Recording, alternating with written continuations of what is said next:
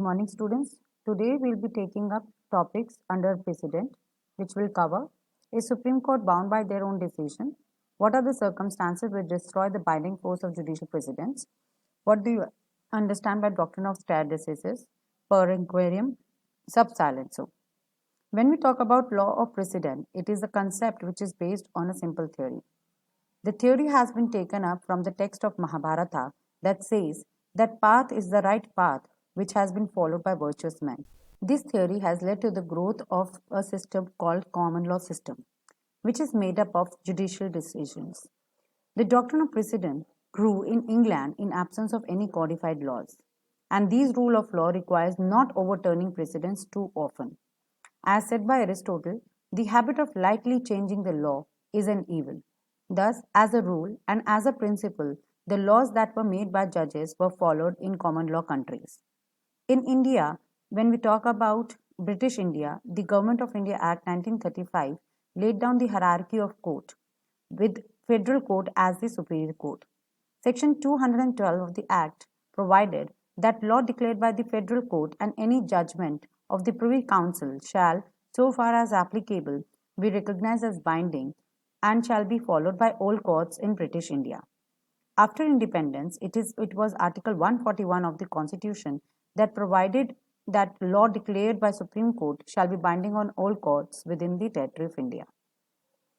Thus, when we talk about the position that is there in India with respect to the fact whether the Supreme Court is bound by on their decision or not, is something which is recognized under Article 141 of the Constitution, that states that the law declared by Supreme Court is binding upon all the courts within the territory of India. The law declared has to be construed as a principle of law that emanates from judgment or an interpretation of a law or judgment by the Supreme Court, upon which the case is decided. Hence, it flows from the above that the law declared is the principle culled out on the reading of a judgment as a whole, in the light of the questions raised upon which the case is decided. To say it is a judgment, it is the crux of the judgment, it is a decision that is given in the judgment that operates as law in a nation. And we have to take out this law which has been declared from the judgment itself.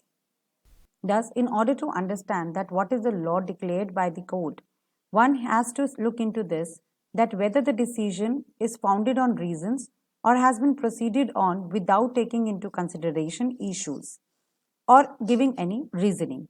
Thus, Supreme Court has consistently held that a decision which is not found on reasons or is not proceeded on consideration of issues cannot be deemed to be a law declared to have a binding effect under Article 141 of the Constitution.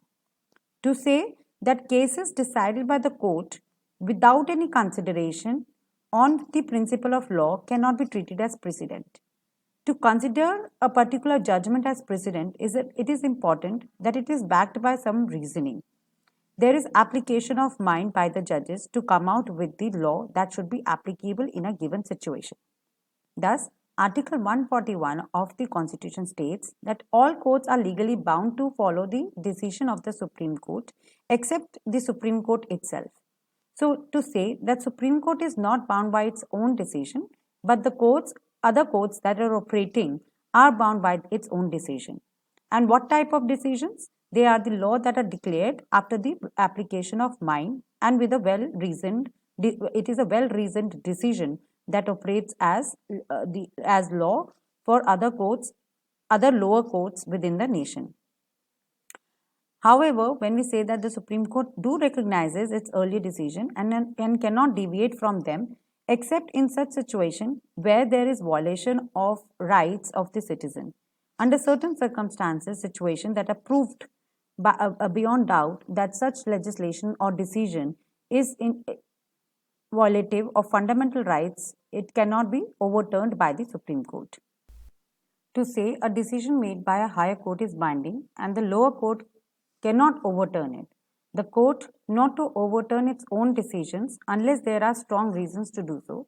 Like for instance, in Union of India versus Raghuveer Singh, the Supreme Court held that the binding precedent is necessary to be followed in order to maintain consistency in judicial decisions and enable an organic development of law. It also provides an assurance to an individual as to the consequences of transactions forming part of his daily affair. Thus, when we talk about precedent, it is important to understand that not under any circumstances or under all the circumstances a judgment is overturned. It is only when there is a question of law that is required to be taken into consideration that a decision is overturned by the court. When we talk about overturning, we cannot skip talking about the concept of overruling, which is that can be in two forms, that is prospective and retrospective overruling. The overruling of a decision is permissible only if the rule of construction accepted by the Supreme Court is inconsistent with the legal philosophy of the Constitution. And the legal philosophy of the Constitution is to uphold the fundamental rights of its citizens. So, if there is any decision which is not as against the fundamental rights, and if it is beyond reasonable doubt that it is violating the fundamental rights, then a particular decision can be overruled.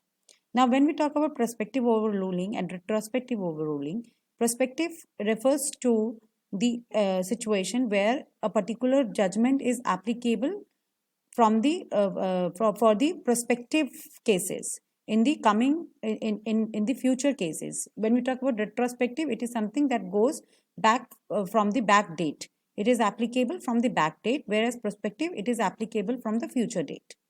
To give an example for overruling, the best case that we can discuss in our class is Navtej Singh Johar case, which has already been done in the class.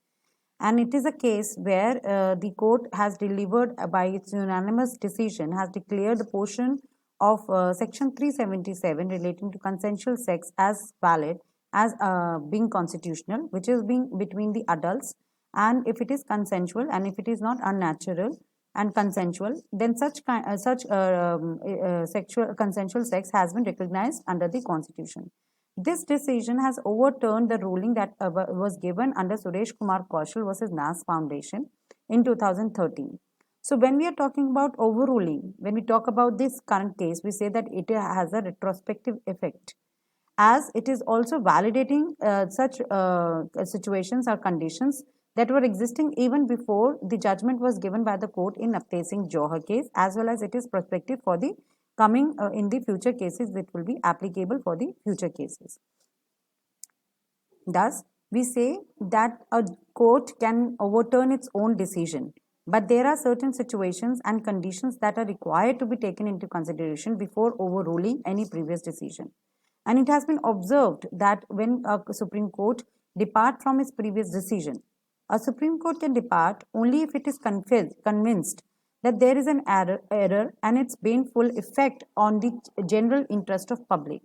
Only in such situation, a particular judgment can be overruled by them in the interest of public.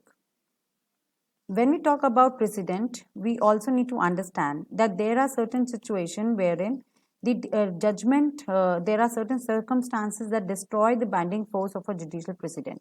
Now, what are these conditions that destroy this binding force are? There are two things: where a statute has been incorporated, has been enacted, which is inconsistent with the decision, and where the decision is reversed or overruled by the High Court itself. This overruling has already been discussed by us in the previous slide, where it has been discussed that the overruling can be prospective overruling or it can be retrospective overruling that will reduce the binding effect of a judicial precedent. Second is where there is any statute which has been incorporated, which has been enacted, which is inconsistent with the decision, and thus that statute will reduce the binding force of the judicial precedent. If there is any prospective one can say that there is a statute, immediate statute which has been enacted by the legislature, then it is the legislation that will be taken into consideration and not the judicial precedent. Here, it is also important to understand other related concepts like doctrine of stare decisis, per inquirem, and sub silencio. These are other related topics that one need to understand in order to understand the position of judiciary in Indian legal system. When we talk about doctrine of stare decisis, it is a doctrine that says that let the decision stand in its rightful place. Principle of precedent that states that earlier decision shall be followed and shall be binding. The courts cannot depart from its earlier decision. Whatever the decision is given by the courts will stand by its decision which has been given, and it shall be binding, and the courts cannot depart from them. However, in India, when we talk about the position in India, it is not so by virtue of Article 141, because Supreme Court can depart from its own judgment if it is found to be erroneous and if it is detrimental to the general welfare of the public. So when we talk about the decision or the concept of stare decisis, we say that there are vertical and horizontal stare decisis. The horizontal one is a rule of prudence and may be diluted by factors, example, manifest error, distinction on facts, etc. The vertical principle requires only compliance, being a rule of law. Its breach would cause judicial indiscipline and improper application of law. Now, when we talk about vertical and horizontal, this is already what has been discussed under application of precedents in India. Horizontal is when we talk about the courts of different states, and vertical is when we are coming down from Supreme Court to High Court to district courts. So, when we talk about stare decisis, we say that Article 141 is something that does not stand by the principle of stare decisis in its true sense, as it is giving liberty to the Supreme Court to deviate from its own decision. Understand the decision, we will be taking a few observations that are given by the court. In Supreme Court Advocates on Record Association, court observed that the rule of stare decisis bring consistency and uniformity. However, Supreme Court, while exercising its inherent power, should ensure that earlier decisions are reversed in the interest of public. In Krishna Swamy case, court observed that stare decisis is a wise policy for rule of law unless there are compelling and substantial reasons for reconsidering it in larger public interest. And similarly, when we talk about Bachchan Singh, there is an observation which is given by the court that said that further must not be followed when we are talking about any case, it should not be followed blindly, as then it will drop the growth of the society. Another concept that one need to understand that describes that as to when the judgment judicial precedents are not binding or when they lose their binding forces, the concept of per inquirium. Now, a precedent is not binding if it was rendered in ignorance of a statute or rule having the force of a statute. That is, there is any kind of legislation which has been laid down and the judgment has been given by the court without taking such statute into consideration. So, if a judgment is given in that ignorance, the judgment is not binding.